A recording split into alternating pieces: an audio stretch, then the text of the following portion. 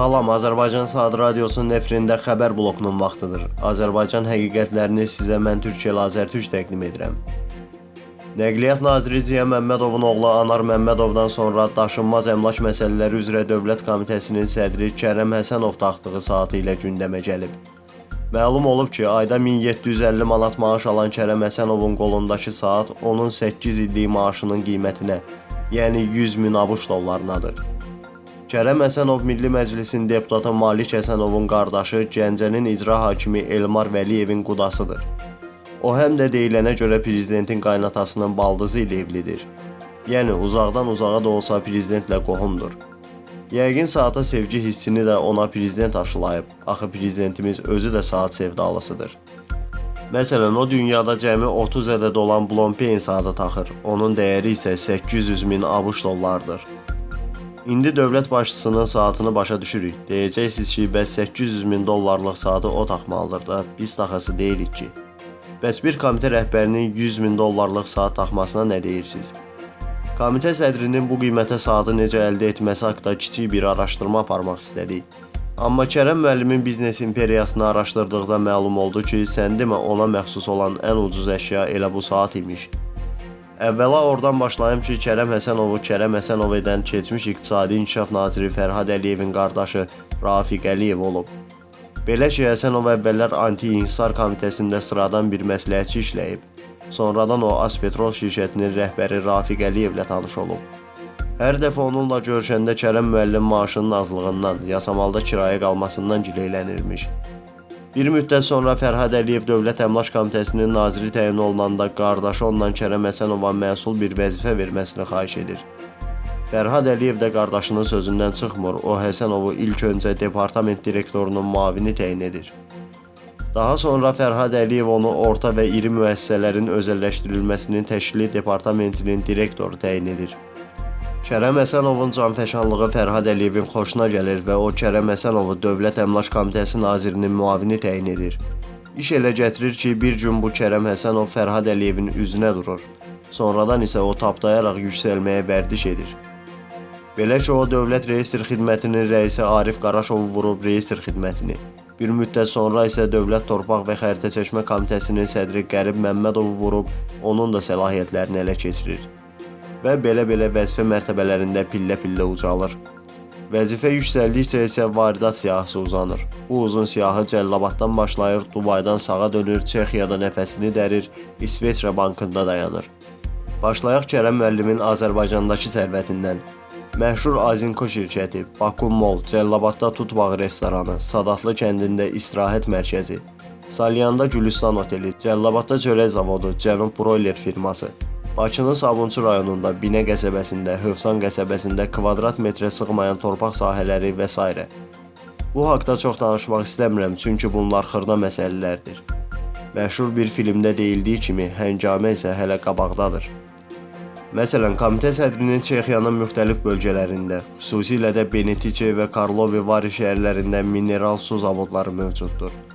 Bu zavodlarda istehsal edilən mineral suların bir qismi Çex bazarlarına çıxarılsa da, daha böyük bir qismi Avropa ölkələrinə satılır. Bir hissəsi isə Azərbaycana ixrac olunur.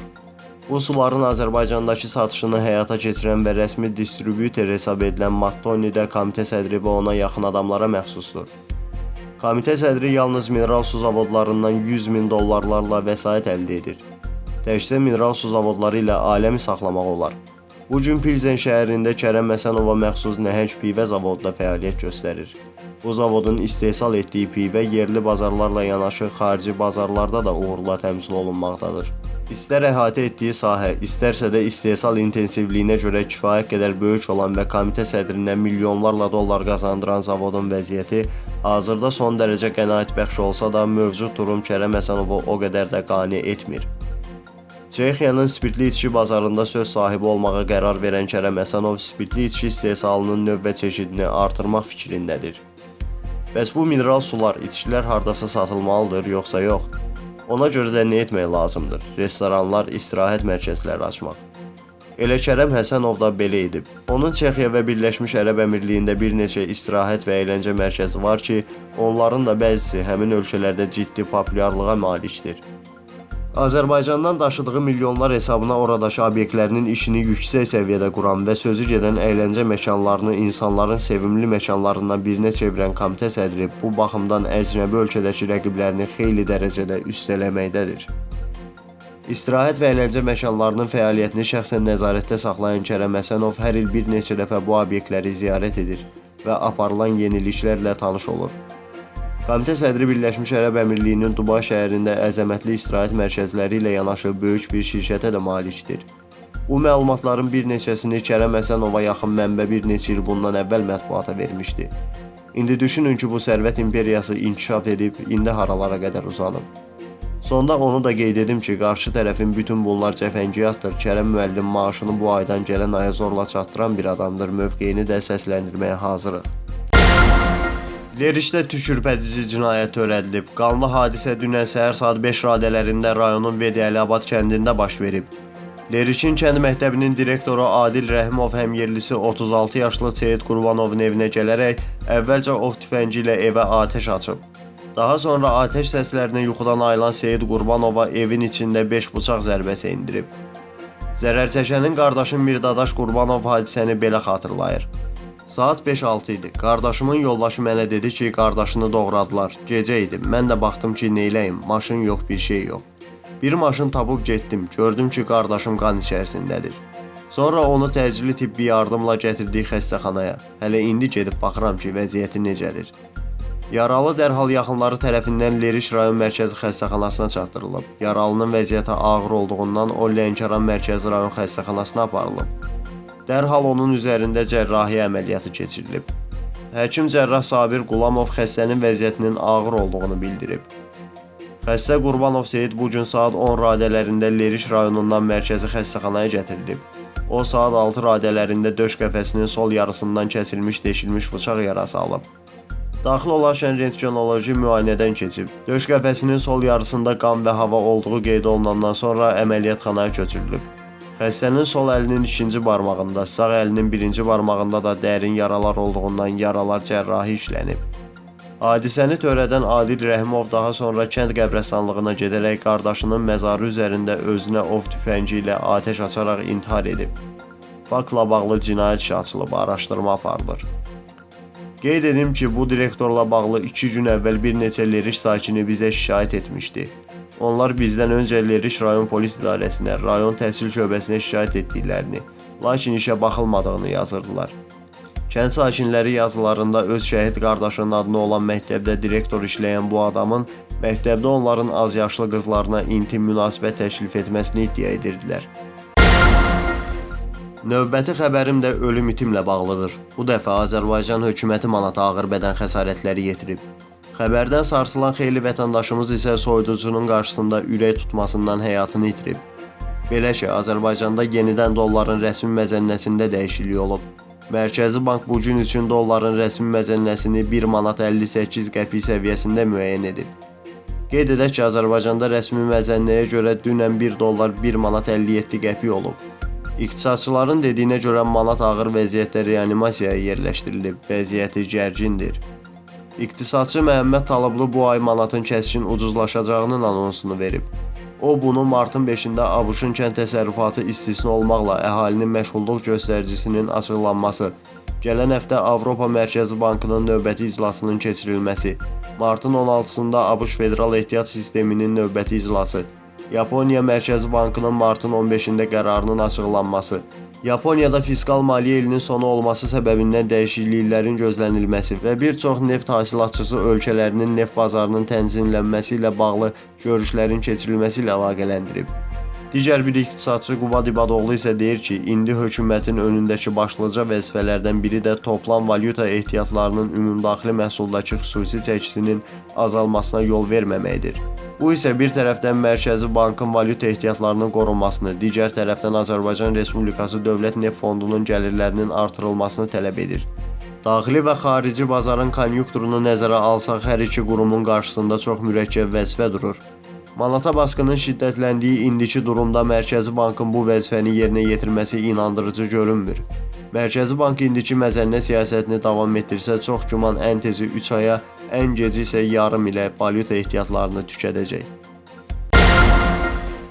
Bakının Nardaran qəsəbəsində isə yenidən vəziyyət gərginləşib. Bu barədə Meydan TV-yə məlumatı kənd sakinləri verib. Onların sözlərinə görə bir qrup şəxs divarlara dini şüarlar, eləcə də qanımızı alacaq sözlərini yazıblar.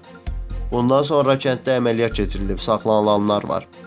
Xəbəri Trend agentliyinə də təsdiqləyiblər. Sakinlər bildiriblər ki, əməliyyat martın 1-də keçirilib. Əməliyyat zamanı 32 nəfər saxlanılaraq Sabunçu rayon polis idarəsinə aparılıb. Sakinlərin sözlərinə görə əməliyyatın keçirilməsinə səbəb Nardaran qəsəbəsinin mərkəzi hesab edilməyən dar küçələrində, dalanlarda küçə divarlarına Allahu Ekber, Ya Əli, Ya Hüseyin sözlərinin yazılmasıdır. Sabunçu rayon polis idarəsi və idarənin 42-ci polis bölməsi əməkdaşlarının keçirdikləri əməliyyat nəticəsində hadisədə şübhəli bilinən 32 nəfər saxlanılıb. Sabunçu rayon polis idarəsində aparılan araşdırmaların nəticəsində 24 nəfər ifadəsi alındıqdan sonra sərbəst buraxılıb. Sabunçu rayon məhkəməsinin qərarı ilə saxlanılanlardan 8 nəfər barədə 20 sutkalıq inzibati həbs qərarı çıxarılıb. İnzibati həbs edilənlər Daxili İşlər Nazirliyinin inzibati həbs olunanların saxlama məntəqəsinə göndərilib. Nardaran sakinləri bildirirlər ki, həmin divarlardakı yazılar qəsəbə sakinlərinə qarşı təxribatdır və bu Nardaranlıların işi deyil. Bu Nardaranda ictimai-siyasi vəziyyəti gərginləşdirməkdə maraqlı olan şəxslərin işidir. Həmin şəxslər bu cür işlərlə Nardaranda aranı qarışdırmaq istəyirlər. Baş verənləri Meydan TV-yə 42-ci polis bölməsindən də təsdiqləyiblər, lakin neçə nəfərin və kimlərin saxlandığı barədə məlumat verilməyib. Daxili İşlər Nazirliyinin İctimaiyyətlə Əlaqələr şöbəsi ilə əlaqə saxlamağı məsləhət görüblər. Daxili İşlər Nazirliyi isə hələlik rəsmi açıqlama verməyib. Bu Nardarana qarşı təxribatdır və tezliklə bunun üstünün açılmasını istəyirik. Bunu isə Nardaran Ağsaqqalı Hacı Ağa Nuri Azadlıq Radiosuna açıqlamasında deyib. Yarı Kiril, yarı Latın əlifbası ilə qaçaraq şəkildə yazılan bir şüardır. Mən bunu ancaq təxribat adlandırıram. Nardarandakı güc strukturlarına müraciət etmişik ki, bunun üstünü açsınlar. Bunu kimsə kənardan edib kənddə qarşıdurma yaratmaq istəyir. Hacı Nuri qeyd edib ki, kənd hələ də güc strukturlarının nəzarətindədir. Bu baxımdan da baş verənlərin kənar iz olduğunu düşünür.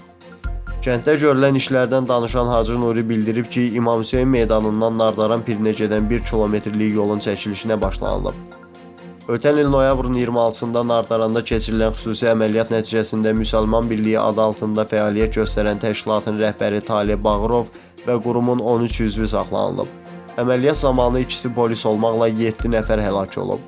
Saxlanılan şəxslər barəsində 4 ay müddətinə həbs qətimkan tədbiri seçilib. Faktla bağlı Baş Prokurorluq yanında ağır cinayətlərə dair işlər üzrə İstintaq İdarəsində cinayət işi başlanılıb və saxlanılan 14 nəfərə qarşı Cinayət Məcəlləsinin 120 qəsdən adam öldürmə, 214 terrorçuluq, 220 kütləvi ixtişaş, 228 qanunsuz olaraq odlu silah, onun komplekt hissələrini, döyüş sursatı, partlayıcı maddələr və qurğular əldə etmə, başqasına vermə, satma, saxlama, daşıma və gəzdirmə, 233 ictimai qaydanın pozulmasına səbəb olan hərəkətləri təşkil etmə və ya bu cür hərəkətlərdə fəal iştirak etmə, 278 hakimiyyəti zorla ələ keçirmə və ya onu zorla saxlama, 283 milli, irqi, sosial və ya dini nifrət və düşmənçiliyin salınması və 315-ci hakimiyyət nümayəndəsinə qarşı müqavimət göstərmə və zor tətbiq etmə maddələri üzrə ittiham irəli sürülüb.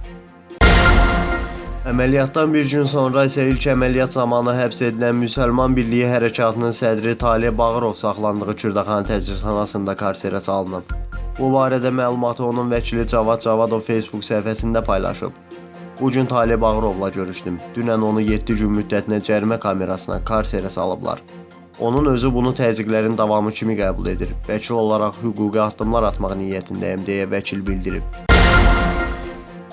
İctimai televiziyanın regional bürolarının bağlanması ehtimalı var. Bu barədə Günaza məlumat verən mənbənin sözlərinə görə artıq 2 həftədən çoxdur ki, bölgə xəbərlərini yayan carçı region efirə verilmir.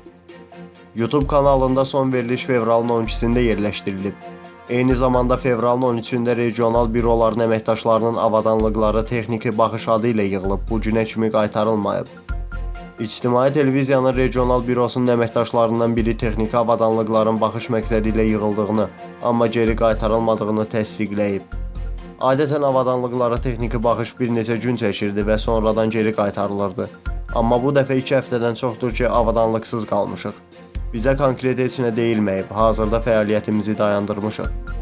Əldə etdiyimiz məlumata görə bugün kanalın regionda çalışan bütün əməkdaşları Bakıya iclasa çağırılıblar. Yekun qərar həmin iclasda veriləcək. Onu da qeyd edək ki, bu günlərdə ASTV-də region xəbərləri fəaliyyətə başlayıb və bu proqram saat 20:00-da yayımlanan əsas xəbər buraxılışından əvvəl efirə verilir. Proqramda gün ərzində Azərbaycanın regionlarında baş vermiş hadisələr işıqlandırılır. Siz Azərbaycan Saat Radiosunun efirində Türkcell Azərtürkün təqdimatında xəbər blokunu dinlədiniz. Gələn görüşlərədək.